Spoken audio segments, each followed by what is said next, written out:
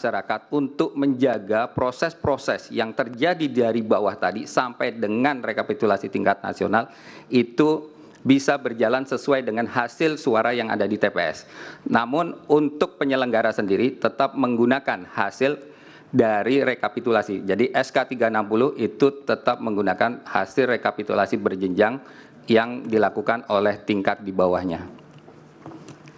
Kemudian terkait dengan tanda tangan, apakah Sirekap dapat memvalidasi tanda tangan tadi? Sirekap sudah dilakukan beberapa sistem keamanan, jadi di dalam C plano, saya mohon maaf karena C hasil itu agak sedikit sudah kebiasaan C plano.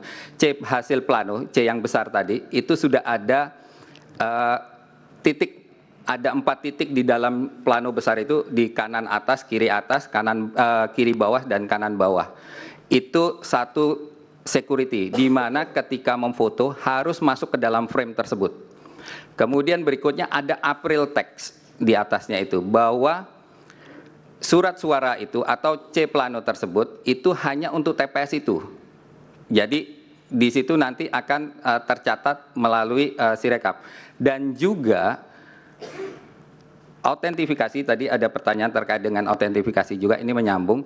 Jadi setiap KPPS yang akan menggunakan Sirekap itu sudah kami data sebelumnya, mulai dari nomor handphone, email, dan kemudian kami lakukan BIMTEK.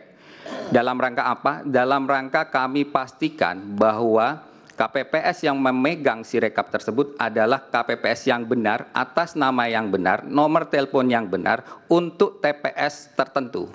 Jadi tidak bisa ditukar-tukar. Apabila ditukar-tukar, ya berarti dia harus keluar dulu dari handphonenya. Dia bisa pinjam handphonenya, tapi dia harus log out dulu, kemudian dipakai oleh KPPS yang lain.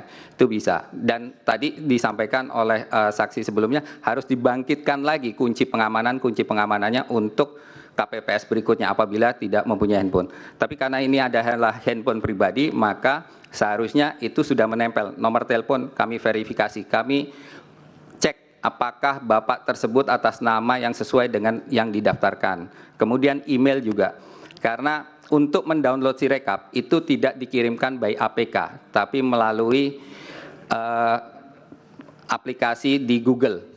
Yang mana ketika kita ingin mengupload saja, itu sudah dilakukan verifikasi oleh Google dari sisi keamanannya. Kalau Sirekap mobile ini tidak aman, maka akan tertolak, tidak bisa masuk ke dalam Google Play. Ketua, ya silakan. tadi ada contohnya yang kemarin yang saya ingat, ada di satu lembar tanda tangannya yang atas sama bawah berbeda. Tapi ada di lembar 1 dan di lembar 2 dan lembar 3 itu berbeda. Pertanyaannya jadi, bagaimana Sirekap bisa memvalidasi itu? Mana yang benar, mana yang tidak benar? Jadi bukan di angka, Mas. Jadi kemarin saksi kami itu menyatakan seperti itu. Dan ditunjukkan di sini. Lembar pertama berbeda dengan lembar kedua dan lembar ketiga. Ya, di lembar silakan. pertama. Kira-kira itu. Silakan dijawab, Mas. Siap. Terkait dengan tanda tangan, jadi tanda tangan itu adalah sudah menempel di dalam C plano. Sudah menempel di dalam C plano. Kondisi di bawah itu berbagai macam yang mulia. Apakah misalnya harusnya ada KPPS yang semua KPPS itu kan harusnya menandatangani C plano tersebut. Mungkin karena ada satu kegiatan lain atau yang lain, akhirnya bahasanya mungkin bisa jadi itu tidak dilakukan oleh yang bersangkutan. Tapi secara Sirekap bahwa itu menggunakan formulir yang sudah dicetak oleh KPU, maka itu bisa masuk ke dalam Sirekap. Untuk isiannya itu bisa berbagai macam. Seperti itu, Yang Mulia. Ya, silakan dilanjutkan. Ya, kemudian terkait dengan metadata yang dapat diubah. Nah, benar. Jadi metadata itu sebenarnya dapat diubah kalau Bapak punya foto, kemudian Bapak kirim melalui WhatsApp, maka metadatanya akan dibuka oleh WhatsApp tersebut. Nah, oleh karena itu, KPU untuk menjaga keamanan datanya, tadi juga menyangkut soal bagaimana dari Pak Hakim tadi juga menanyakan bagaimana kalau C hasil tadi itu ternyata tidak langsung dikirim, tapi melalui PPK dan kemudian pada saat rekapitulasi baru dibuka dan kemudian di sana difoto. Nah, metadatanya inilah yang menempel di dalam image tadi. Jadi ketika memfoto maka nempel di dalam image. Nah, ketika image-nya itu diedit, maka metadata yang ada di image C tadi itu akan berubah. Jadi kalau kami tempelkan ini metadata yang tadi disampaikan oleh saksi sebelumnya yang as if tadi, maka itu akan dihapus, itu bisa dihapus.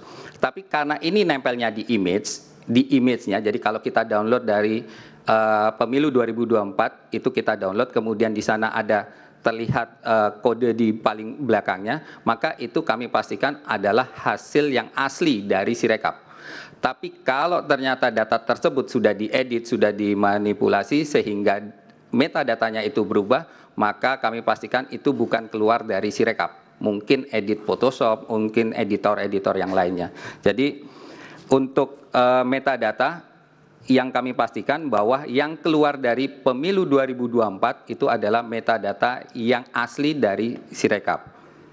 Kemudian apakah bisa menjamin hasil C itu yang jika tidak ada internet yang difoto tadi sudah saya sampaikan bahwa apabila tidak ada internet maka C hasil tersebut bisa dibawa, bisa bergeser si KPPS-nya.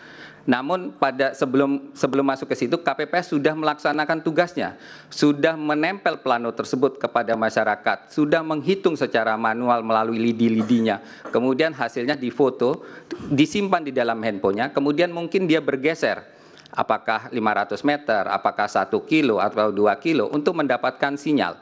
Ketika mendapatkan sinyal maka dapat dikirim gambar yang ada di fotonya tadi melalui internet. Dan juga dapat dikirim kepada si saksi tadi. Jadi kami sudah punya beberapa langkah mitigasi apabila kondisi-kondisi itu tidak bisa dilaksanakan di TPS. Termasuk salah satunya adalah ketika KPPS tersebut memang tidak mempunyai handphone, kemudian tidak ada internet sama sekali di daerah tersebut, maka tugas PPK itu untuk memfoto dalam rangka apa? Agar masyarakat itu bisa tetap mengetahui hasil rekapitulasi di tingkat TPS di wilayahnya meskipun tidak punya internet. Nah, itulah tugas dari PPK untuk memfoto hasil yang ada di dalam kotak pada saat rekapitulasi di tingkat kecamatan tadi.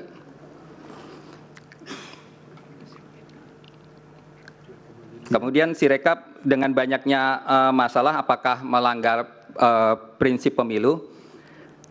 Sirekap ini adalah sistem yang hidupnya itu pendek. Kemudian kita tahu bahwa dengan luasan pengguna yang di saat yang bersamaan, maka Sirekap ini sulit untuk dilakukan pengecekan atau dilakukan uji coba di dalam labs. Karena penggunanya SDM-nya berbeda-beda, wilayahnya, geografinya berbeda-beda, kemudian device-nya juga berbeda-beda, sehingga pada saat kita melakukan uji coba dengan 500 orang, dengan 1.000 orang, itu hasilnya akan berbeda dengan 800 ribuan orang. Dan kami juga sudah melakukan pengecekan bahwa kesalahan di Sirekap itu sekitar antara 1 sampai 2%. Kalau jumlah TPS kita adalah 820 ribuan, maka 1%-nya saja itu sudah sekitar 8 ribuan TPS yang mempunyai kesalahan. Dan itu menurut saya masih bisa diperbaiki untuk angka-angkanya, karena tadi ada mitigasi-mitigasi terhadap angka-angka yang bisa dimunculkan oleh Sirekap. Kemudian berikutnya ada surat KPU untuk menunda rekapitulasi berjenjang. Yang saya tahu ini tidak muncul dari KPU RI, dan kami juga tidak melihat KPU RI mengeluarkan surat edaran tersebut. Kemudian apakah itu digunakan untuk melakukan perubahan data pada saat diminta untuk, saya tidak melihat, maksudnya KPU tidak mengeluarkan surat tersebut dan ternyata ada penundaan digunakan seperti yang tadi pemohon sampaikan. Itu tidak dilakukan. KPU RI hanya melakukan perbaikan-perbaikan data.